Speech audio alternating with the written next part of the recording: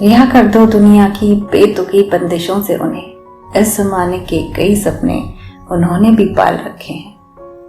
12 बरस की समीना अपने अम्मी अब्बू और 4 भाई बहनों के साथ पश्चिमी बंगाल के एक गांव में रहा करती थी। समीना उन सब में सबसे बड़ी थी। उसके अम्मी अब्बू रोज नदी में जाते और वहां से मछलियां पकड़ कर लाते, उन्हें बाजार में बेचते और जो पैसा मिलता उससे उनका घर खर्च चलता। जिस दिन बदकिस्मती से मछलियां ना मिल पाती, उस दिन बच्चों समेत उन्हें भूखे ही सोना पड़ता। समीना और उसका छोटा भाई पढ़ने के लिए सरकारी स्कूल में जाया करते थे। बहुत दिल लगता था समीना का पढ़ाई में। उनके टीचर उन्हें बहुत अच्छी अच्छी ज्ञान की बातें बताया करते थे। एक दिन समीना के अम्मी अब्बू ने ये निर्णय लिया कि समीना का निकाह कर देंगे। माली हालत काफी खराब जो थी उनकी, तो सोचा कि जल्दी से एक बेटी को निपटा दें तो बोझ कम हो जाए। लेकिन समीना अभी सिर्फ 12 बरस की थी। जब उसके कानों तक ये बात पहुंची तो वो घबरा गई, खूब चीखी, चिल्लाई, रोई, लेकिन उसकी किसी ने ना सुनी। वो पढ़ाई करना चाहती थी। समीना की माँ ने उसे समझाया कि शादी के बाद उसका पति उसकी पढ़ाई का ख्याल रखेगा।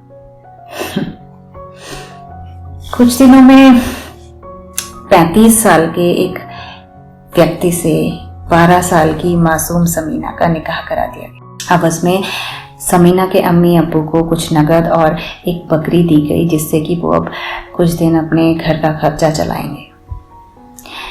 समीना विदा होकर अपने ससुराल पहुंची। बेहद घबराई हुई, डरी सहमी हुई सी वो छोटी सी बच्ची। ससुराल में पढ़ाई के सपने लिए वो बस इंतजार ही करती रही स्कूल जाने का। घर गृहस्थी के कामों ने घेर लिया था बेचारी को। खेलकूद की उम्र में वो अपने पति और बाकी ससुराल वालों का ख्याल रखने की जिम्मेदारी निभा रही थी, जिसे शादी के मायने भी नहीं पता थे। बस ढकेल दिया गया था उसे इस गहरी खाई में। शादी के कुछ समय बाद समीना को पता चला कि वो गर्भवती है। खुद के बचपन में वो एक नया बचपन इस धरती पर लाने वाली थी। समीना के पति शराब पीकर उसको इतना मारता पीटता था कि जन्म देने से पहले ही उसकी संतान अल्लाह को प्यारी हो गई। समीना शारीरिक रूप से बहुत कमजोर हो चुकी थी। कुछ 1 साल बाद उसकी 2 बेटियां हुई और अब समीना 16 साल की थी। छोटी सी उम्र में 2 बच्चों की मां। वो पढ़ना चाहती थी और पढ़ाना भी चाहती थी अपनी बच्चियों को।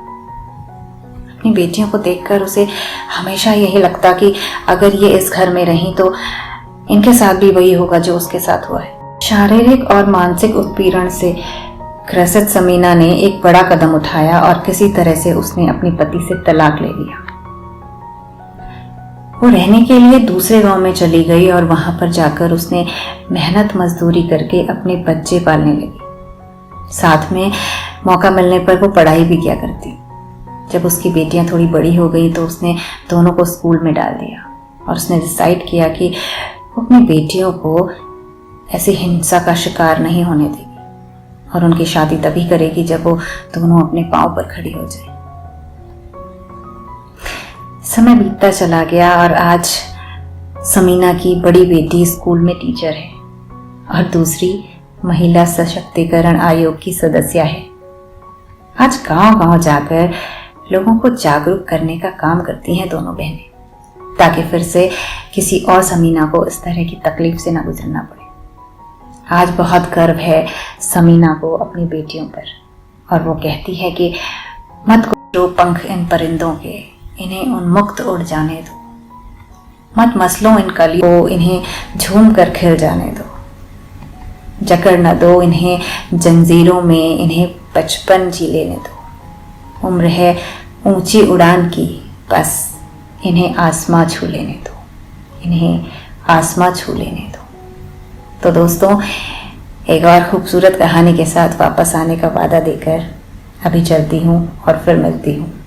तब तक मुस्कुराते रहिए और खुश रहिए।